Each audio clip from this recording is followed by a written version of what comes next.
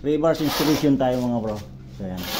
So para preparasyon tayo sa ating concrete slab sa septic tank mga bro. Alright mga bro. So reverse installation tayo mga bro. Let's go.